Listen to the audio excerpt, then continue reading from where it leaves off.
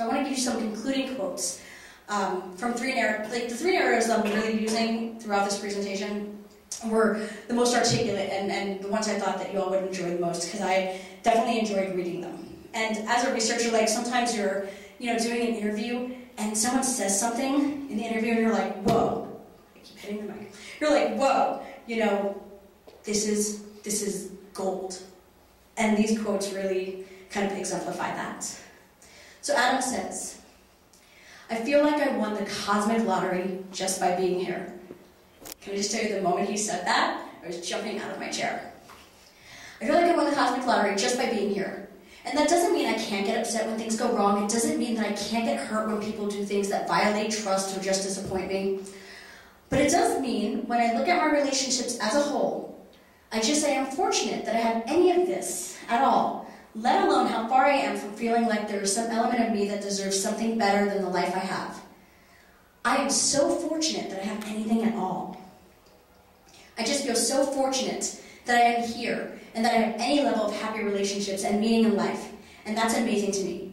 It's a depth of new experience that I wasn't aware that that was there when I believed in God.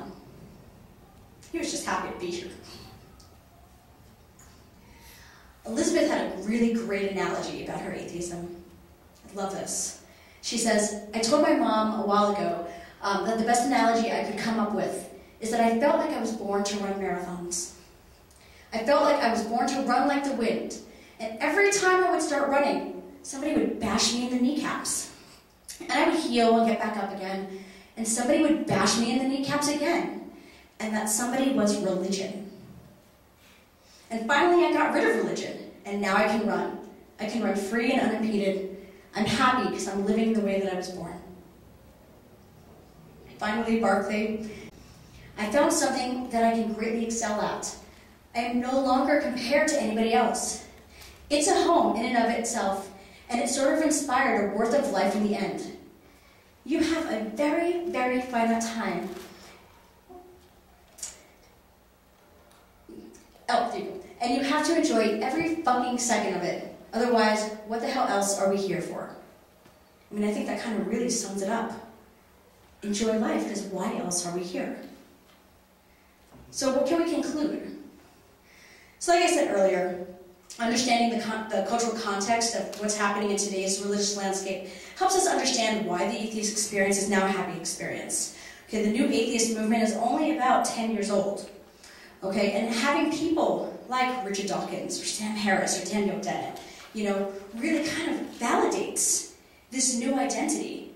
It provides information for people that are now atheists, right? And it gives them kind of a way to look at life and a way to kind of approach knowledge and interaction. And it honestly just makes people feel like they're no longer alone. Okay, atheism has simply become another product that's available in the spiritual marketplace. So people are now more and more coming out of what we call the study, not the closet, the study. And this is becoming more and more acceptable than it was in 1993. And finally, groups like the Secular Student Alliance, Las Vegas Atheists, they're necessary. These groups are necessary. Like I said, again, I'm going to reiterate, they validate and they reinforce. That kind of eases that shift from a religious identity to an irreligious identity.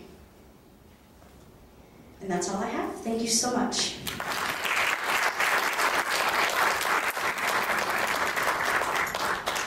So I'll happily take questions if you have questions. Yeah. Yes, you described